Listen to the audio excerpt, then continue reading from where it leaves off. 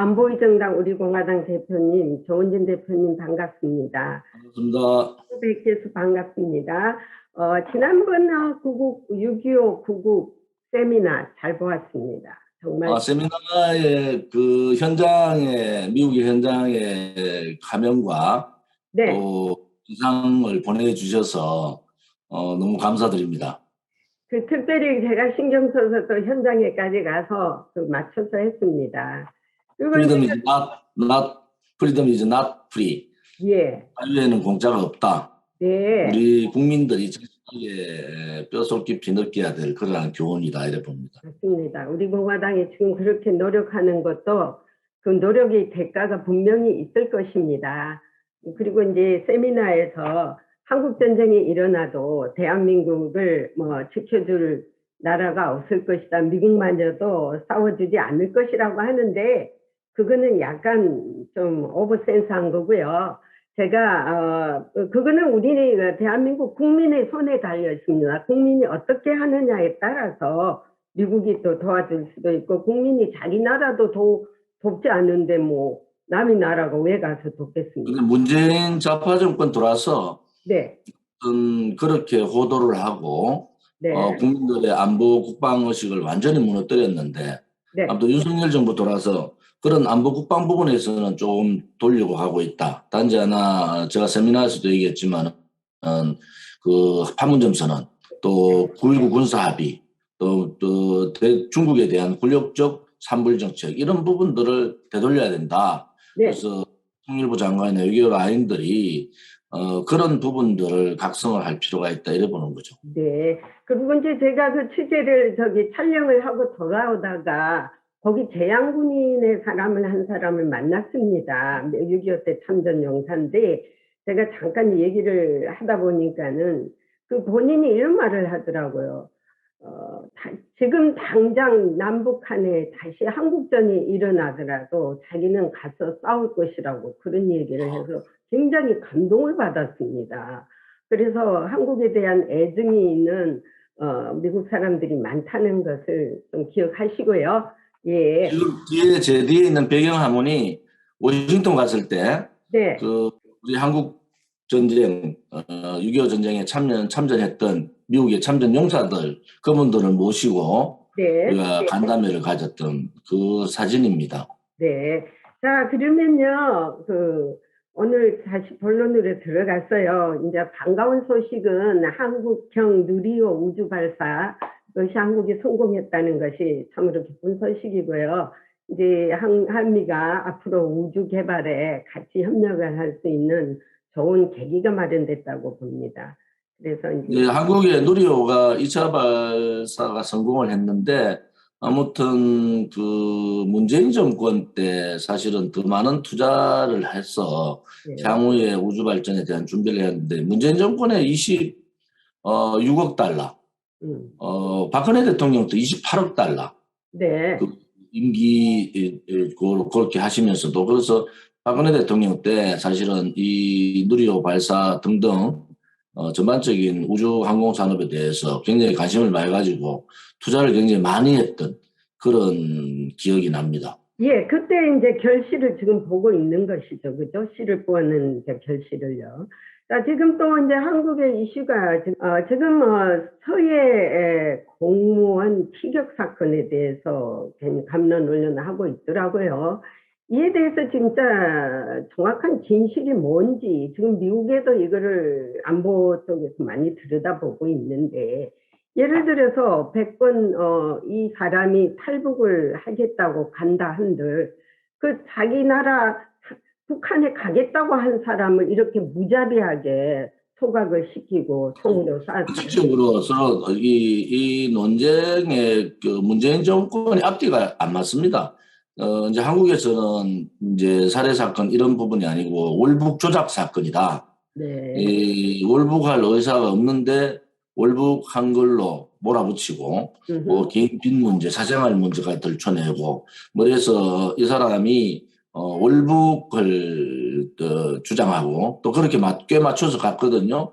근데 결국은 월북하려고 했던 사람을 그렇게 공해상에서 3시간, 5시간, 3시간 이상 걸고 다니면서 살해하고 또 소각해버렸다고요. 시체를. 그것은 있을 수 없는 일이다. 그래서 앞뒤가 안 맞는 것이 뭔가 꿰맞추기 식의 정황이 지금 나오고 있어요. 서원이라는 사람이 뭐 월북에 대한 부분에 대해서 좀 더 들여다봐라 이렇게 얘기하면은 그걸 월북으로 몰고 가라는 소리 아니겠습니까? 그렇죠. 그래서 현재 제가 국회에 있을 때 정보위 간사, 네. 행안위 간사 이런 부분을 다 해봤기 때문에 여기 관련되는 정보위 또 해경 소속의 상임위 또 국방위 이런 전체 비공개 회의록이 있을 거예요. 그런데 국민의힘이 지금 뒷북을 치고 있는 것이 그 비공개 회의 공개 회의록을 공개하면은 그 당시에 국민의힘이 어떻게 대처했는가도 나올 거 아닙니까? 물론 문재인 정권이 조작된 서류를 갖다 내고 또 그러한 정황적인 거를 갖다 내면은 속을 수는 있지만은 그래도 제가 정보위 간사 이럴 때는 굉장히 많은 질책을 하고 그런 부분에 있어서 국민의 생명이, 국민의 인권이 죽어버린 거 아닙니까? 그런 부분에 있어서 문재인 정권이, 이렇게 이 서해 공무원, 탈북 조작 사건에 대한 책임을 져야 된다. 그러려면은, 미국이 어떤 감청 도청에 의한 그 SI 비밀 정보가 있거든요. 그래서 네. 한국에서는 아무튼 국회의 비공개 회의, 정보위 회의뿐만 아니라 미국하고 협의를 해서 그러한 국가 인권의 문제, 국가가 왜 존재하느냐, 한 사람의 생명이라도 억울한 죽음이 없도록 그것을 지켜주는 것이 국가의 존재 이유지 않습니까? 그렇게 보면은 미국과 빨리 협의해서 그 SI 그 비밀 정보들을 공개를 하는 것이 맞다. 덧붙여서 국민의힘이 서해 공무원 월북 조작 사건을 들고 나오고 그 사람들이 인권 문제를 얘기하고 죽음에 대한 얘기를 해요 지금. 그런데 2017년 3월 10일 날 박근혜 대통령의 탄핵을 반대했던 그분들이 5분이 현장에 돌아가셨는데 그 부분에 대해서 아무 말을 안 하고 있어요. 그래서 그것도 잘못된 거다. 죽으면은 여야가 좌우가 혹은 집권당이 혹은 야당이 그런 필요 없이 죽음에 대한 것은 정말 그 진상을 제대로 밝혀야 된다. 우리 그 서해 공무원에 대한 월북 조작 사건도 밝히지만은 3월 10일 날 2017년 3월 10일 날 돌아가셨던 5분의 그 억울한 죽음에 대한 부분들도 진상을 밝혀야 된다. 이렇게 보고 있습니다. 맞습니다. 그 여기에서 레디 토크쇼에서 제가 잠깐 들었는데요. 이 월북을 했기 때문에 추구도 마땅하다는 건가? 핵심은 월북이 아니라 인도주의적인 입장에서 월북을 해온 사람을 북한이 무자비하게 쏴서 소각을 시키고 죽였다는 것이 그게 핵심입니다. 그 월북을 한국 입장에서 보면 그 사람이 월북시켰기 때문에 이게 당했다. 이것도 말이 안 되는 게 그러면 월북한 사람은 죽어도 마땅하다는 거예요. 그러면은 한국에서 한국으로 남한으로 오는 그 두 어부들도 있지 않았습니까? 그 사람들도 보냈지 않았습니까? 인도적인 입장에서는 그 사람들을 받아들여야 되는데 죽으라 하고 내보냈지 않습니까? 그거나 지금 똑같은 입장입니다. 그런데 북한의 지금 이것을요, 핵심적인 거는 왜 유엔 헌장에도 인도적인 입장에서 항복하고 나오는 사람한테는 총을 겨누지 않는 게 있습니다. 근데 그 사람이 월북하겠다고 했는데도 쐈지 않습니까? 그것이 바로 잘못됐다는 거예요. 이것이 한국에서 한국 정부가 이거를 따져야 돼요. 북한에. 지금 세월의 문제를 가지고 박근혜 대통령을 초단위로 분 단위로 다 그 상황들을 밝혀야 된다 이렇게 주장했던 사람들 아닙니까? 그런데 한국의 공무원이 공해상에서 3시간 5시간 끌려다니면서 그것이 벌써 정보기관에 내용이 정리가 되고 청와대에 보고가 됐을 거 아닙니까? 그럼 그때 청와대 문재인은 무슨 짓을 했느냐는 거예요. 어떻게 대처했느냐는 거예요. 그것이 더 중요하지 않겠어요? 공해상의 국민이 공해상에서 그러한 아무런 대처도 안 하고 국민의 생명을 절대로 사살해서는 안 된다. 또 그렇게 시체해서는 뭐 상상도 못하는 일 아닙니까? 그러면은 그걸 당연히 세주안이나 공해상에 있을 때 얘기를 했어야죠. 정부가 우리 국민에 대한 그 생명에 대해서는 절대로 다른 행동을 하면 안 된다. 이렇게 해야 되는데 그 시간을 밝혀야 될 게 아니겠어요? 그 시간에 도대체 청와대가 무슨 짓들을 하고 있었는지. 다 인공위성에 다 있을 겁니다. 자, 그렇고 이제 윤석열 정부가 해야 할 일은 문재인 정권에서 적폐청산이라고 지금 감옥에 있는 분들 다 있지 않습니까? 이것도 문제를 해결해야 되지 않습니까? 자기들이 하는 거는 적폐청산이고 이 우파 정권이 와서 하는 건 법률적으로 법대로 한다는 것은 이거는 잘못되고 뭐 정치 탄압이다 뭐 이렇게 나오는 것 같아요. 그러니까는 내로남불을 하고 있는 정권이죠. 문재인 자기들이 워낙 뭐그 적폐 청산한다는 그러한 말을 하면서 무고한 사람들을 많이 정치적으로 정말 감옥 보낸 사건들이 많지 않습니까? 지금 다 나와야 될 사람들이요. 안보수장들이 있지 않습니까? 말로 갚아야 된다. 대로 주고 말로 갚듯이 이제 말로 갚아봐라. 너가 어떻게 너가 그런 악독한 짓을 했는가 이제 느껴봐야 된다. 이렇게 저는 보고 있습니다. 나라를 위해서 숨어서 진짜 그 어둠에서 음지에서 일하고 양지를 보지 않는 그 국가정보국장 이병호 국장이라시든지 또 여러분들 많지 않습니까? 이런 분들이 지금 죄 없이 지금 감옥에 있는데 이거 빨리 나와야 됩니다. 이런 분들이. 이 국가의 큰 손실입니다. 인재를 잡아두고요. 윤석열 국정원장 네 사람을 감옥 보내는 그리고 분단국가에서 네. 그런 네 사람을 감옥 보내는 나라가 어디 있습니까? 또 박지원이라는 국정원장이 나와가지고는 파일을 봤더니 뭐 정치인들이 스캔들이 많이 걸려있다. 자격도 안 되는 그런 사람을 국정원장 시킨 문재인이 한심한 거죠. 완전히 그냥 대북 라인이나 이 정보 라인들을 그냥 죽여버린 거다. 이렇게 그렇죠. 볼 수가 있는 겁니다. 네, 그래서 이제 완전히 코미디죠, 코미디. 문재인 정권은. 자, 그리고 이제 앞으로 나토 정상회의에 한국을 초대했는데 이제 윤석열 대통령이 간다고 하거든요.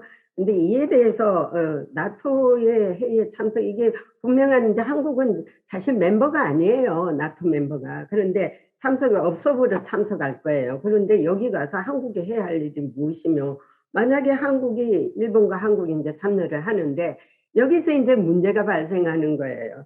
중국과 러시아가 지금 아주 반대를 하면서 이제 소위 말하는 균형 외교를 외치고 있거든요. 이거 나토 가서 이 나토 북대서양 조약국이라는 거는 군사적 협력을 하는 나라끼리 모이는 거예요.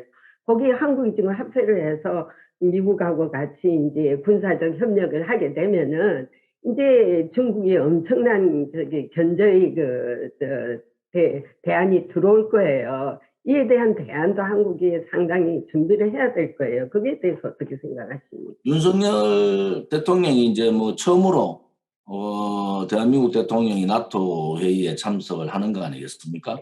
예. 나토는 미국을 비롯한 26개국으로 구성된 유럽에 대한 군사동맹이란 말이에요. 예, 그중에 핵심은 집단적 자위권이잖아요. 그렇죠. 예를 들어서 한 나라가 공격을 받으면은 그 나라가 공격받은 것이 아니라 나토 회원국 전체가 공격받은 걸로 자유해서 그렇죠. 자동적으로 군사 개입을 할 수 있다.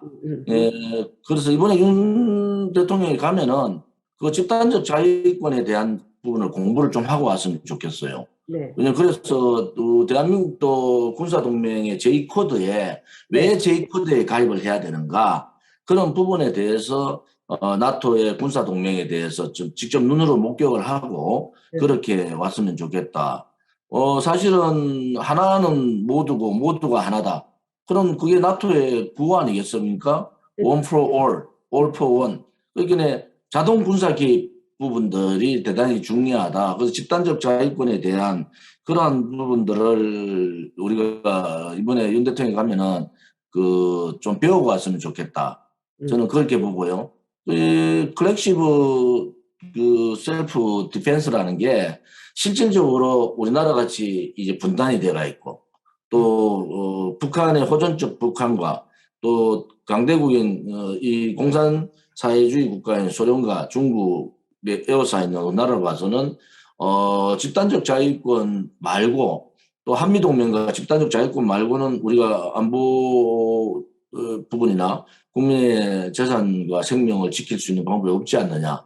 그래서 한미 동맹 강화, 한미일 삼국 연대, 혹은 자유우방국가의 집단적 자유권 행사 이런 부분들이 이번에 나토 회의에 참석하게 되면은 가서 눈으로 좀 목격을 하고 왜 유럽이 또 나토를 창립하고 또 그 27개의 나라가 그렇게 집단적 자유권을 행사하는가라는 부분에 대해서 좀 깨닫고 왔으면 좋겠습니다. 그리고 이제 거기 가면은 분명히 우크라이나에서 한국이 무기 지원을 요청했지 않습니까? 그게 대해서는 어떤 프레셔가 있을 거라고 봅니다. 그것도 이제 그렇고 또한 한국이 지금 또 아주 그냥 그 피크한 뉴스가 있던데 그 영부인에 대한 그런 그것이 잘못 알려져가 있고 이게 지금 한국이 도대체 이게 대통령이 제대로 지금 임기를 시작을 했는데 영부인에 대한 관리가 여느 대통령 때보다도 지금 허술해가 있어요. 왜냐면은 미국의 그 대통령 퍼스트 레디거든요. 미국은 퍼스트 레디 스케줄은요. 대통령 스케줄과 맞물려서 항상 기자들한테 올라와 있습니다. 저도 맨날 받아보는데 그 스케줄에 소위 말하는 제2 부속실에서 항상 이거를 관리하기 때문에 상당히 오피스하게 하는데 윤석열 대통령은 본인이 대통령이 하기 전에 부속실을 없애겠다고 하는데 문제가 있습니다. 왜 부속실을 없애요? 당연히 자기들이 떳떳하면은 영부인 부속실이 있어야죠. 그 말을 함부로 뱉어서는 안 되었었어요. 그래서 항상 지금 김건희 여사인지 그분이 하는 것들이 문제가 일어나고 있는 것 아닙니까? 영부인이라는 것은 그대로 말하면 대통령 부인이라는 뜻이에요. 대통령 부인을 영부인이라는 건 당연한 거지. 그걸 없애려면 그냥 여사로 하자. 그 대통령이 다 만들어갖고 이 문제를 일으키고 있는 거예요. 그리고 이제 지금 그 대통령 그 부인 그 호칭을 여사로 한다, 영부인으로 한다 이런 문제가 있었는데 선거 과정에서 아무튼 김건희 여사 가족들 또 본인의 여러 가지 의혹들이 있어서 그것을 돌파하기 위해서 그렇게 했다고는 보지만은 이제 대통령이 되는 순간에 영부인을 하기 싫어도 영부인이 되는 겁니다. 이미 영부인 그 말이. 호칭을 여사로 썼던 호칭을 어떻게 썼던 간에 예. 영부인의 활동을 해야 되는데 아무튼 그 영부인의 스케줄이나 일정 관리 또 주변 관리 이런 부분들은 제2부속실을 빨리 부활을 시켜서 제2부속실에서 관리해야 됩니다. 왜냐하면은 이게 좀 더 잘못된 방향으로 또 팬클럽에 의존한다든지 영부인의 팬클럽이 왜 필요합니까? 5년간 팬클럽 없앴다고 무슨 문제가 생기는가요? 그렇지 않지 않습니까? 이제 그 바이든 대통령의 그 퍼스트 레디 하고 계시는 그분도 선언했잖아요. 나는 국제적인 모든 이런 부분에서는 대통령에 대한 보좌도 하고 영부인에서 역할을 하지만은 내가 가지고 있는 잡에 대해서 그대로 해나가겠다. 이렇게 말씀하셨잖아요. 그런 식으로 본인이 할 수 있는 부분 또 국가의 대통령의 부인으로서 영부인으로서 할 수 있는 부분 이런 부분들을 명확하게 좀 할 필요가 있다. 이것이 지금 어정쩡한 상태가 되어 있어서 대통령실에서도 아무튼 지금은 빨리 사과를 하고 그거는 공약을 이래 했는데 지금 해보니까 제2부속실이 필요하더라. 그래서 호칭은 여사로 그냥 영부인이 아니라 여사로 하더라도 제2부속실은 빨리 부활을 해서 다른 또 남북이 또 갈라져 있는 상태 이런 신변에 대단히 중요한 사항들이 벌어질 수 있다. 그런 입장에서는 제2부속실이 빨리 부활돼서 관리 체제가 좀 갖춰지기 좋으면 그런 바람입니다. 근데 이게 참 창피한 일이더라고요. 미국에서 볼 때 한국의 영부인이 또 진짜 창피해가지고 기자들이 저한테 물어와요. 그리고 이제 대통령의 움직임이라는 것은 공식이나 전부 기자들의 포착이 됩니다. 그것이 알려졌든 안 알려졌든. 이거를 안 알려지게 영화를 보러 갔다든지 빵집을 갔다든지 슈즈를 사러 갔다든지 그 사람들 개인 생활이지만은 그것이 알려질 거라고 생각을 하면서 대통령도 행동을 해야 돼요. 예를 들어서 말씀하세요. 예. 예를 들어서 영화를 보러 가는 거. 지금 바이든 대통령은요, 영화관에 한 번도 갔다고 기자들한테 포착된 적이 없습니다. 왜냐면은 대통령 관저에 다 영화실이 있어요. 자기들 아시다시피 미국에는 개인 집에도 우리 집도 그 다운스테어에 이렇게 영화관이라고 우리가 만들어 놓은 그게 영화관이에요. 화면 해놓고 거기서 보는 거예요. 거기서 보기 때문에 안전하고 뭐 꼭 영화관에 가서 영화를 봐야 되나? 아닙니다. 그게 항상 그렇게 다니니까 문제가 생기는 거예요. 빵집이 빵당 먹고 있으면 누구 보고 사오라 해가 먹을 수도 있는 거라고. 그렇게 이런 사소한 일 때문에 구설수가 오르고 이제 이런 것 같는데 이거를 이제 차츰차츰 지금 나라 일을 봐야 할 때가 얼마나 좀 바쁜데 말이야. 뭐 빵집 돌아다니는 거 어디 돌아다니는 거 지금 구설수 막느라고 바쁠 일을 그렇게 하면 안 되죠. 지금 대한민국의 경제가 완전 이제 추락 직전에 있다 이래 보시면 되잖아요. 물론 뭐 국제 유가가 오르고 환율이 올라가고 고환율, 고유가, 고금리, 고물가 이런 상황이 되면은 윤석열 대통령의 지금 지지율이 40%대 박스에 묶여 있는데 저는 10월 달 정도까지 대책을 세우지 못하고 광장하면은 또 내부적으로 이준석이라는 대표가 저렇게 싸우고 있으면은 대통령의 지지율도 30%대로 떨어진다. 그렇게 30%대로 떨어지면은 좌파들이 죄 없는 대통령도 몰아세워가지고 탄핵을 시키는데 이 좌파들이 가만히 있겠습니까? 그럼 또 흔들리게 되고 그래 되면은 지금의 이러한 안일한 대처들이 그때도 그렇게 할 수 있는가? 우리 공화당은 윤석열 정부가 잘하면 박수 치고 그 대신 윤석열 정부가 대한민국의 정체성 혹은 또 야합 혹은 지금과 같이 이 국민들을 생각하지 않고 진흙탕 싸움을 하고 있는 여당 국민의힘 이런 상황에 있을 때는 우리는 저항을 할 수밖에 없지 않느냐. 그래서 제가 호시 후보 호랑이의 눈으로 지켜보겠다. 그 대신에 행동은 대단히 무겁게 나가겠다. 이런 이제 기조를 가지고 얘기를 했죠. 우리가 6월 25일 날 6.25 성전.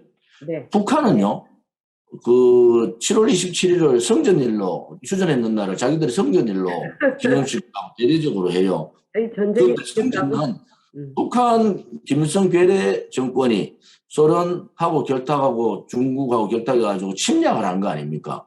그 침략을 막아냈잖아요. 그럼 막아낸 쪽이 승리를 한 거잖아요. 그런데 우리는 6.25를 성전의 6.25라고 얘기를 안 해요. 그래서 우리 공화당이 이제는 그 미국을 비롯한 수많은 유엔군들이 죽음을 맞이하고 또 그 희생들을 통해서 또 한국군도 엄청나게 많은 희생, 1,000만의 이상 가족.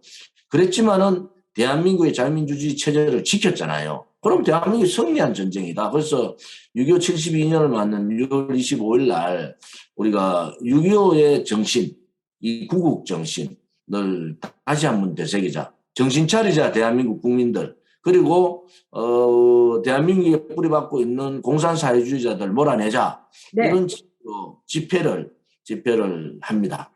네, 우리 공화당이 참 좋은 진짜 진정한 안보를 하고 계시는데 제가 그 비디오를 또 여기 싱크탱크에 보냈습니다. 그랬지만은 자기네들이 이제 한국어로 이렇게 비디오를 또 영어로 택티컬리 하는 게 있대요. 그걸 들어보더만은 이런 정당이 있기 때문에 한국이 살아남고 있다는 거예요. 내가 아주 그 좋은 말이다. 그렇게 했는데. 자, 이제 마지막으로, 북한이 핵실험이 뭐 임박했다고 했는데, 왜 이렇게 뜸을 들이고 있습니까? 아직까지 핵실험이. 지금 뭐 기술적인 문제는 다 끝냈다는 거 아니에요? 네. 그런데 이제 정부적 판단에 의한 정치적 결정이 남아있다.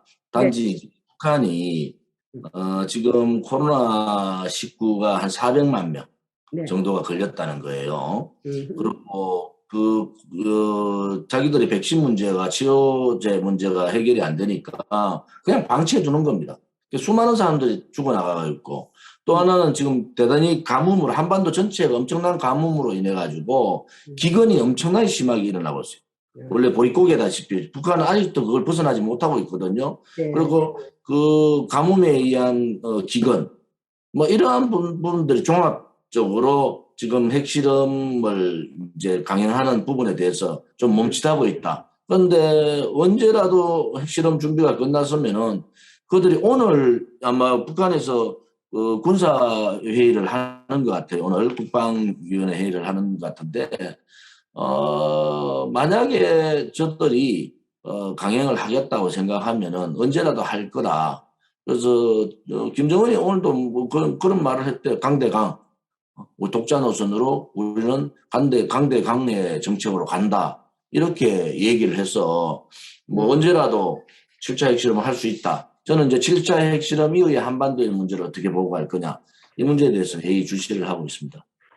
그것도 맞지만은요, 최근에 그 미국이 한국의 한반도의 전략 자산들을 대거 지금 배치하고, 핵 항공 뭐 훈련까지 했지 않습니까? 이것에 대한 반응도 아마 있었을 거예요. 북한이 함부로 덤볐다가는 이때 한번 주워 맞을 것이라 하는 그런 것도 있었을 거라고 지금 일각에는. 그건 뭐 당연히 이제 북한을 핵실험 못하게 하는 예. 그러한 과정이고 또 한국군, 미국군이 같이 군사 훈련을 했지 않습니까? 그래서 그런 부분에 있어서는 북한도 두려워하죠.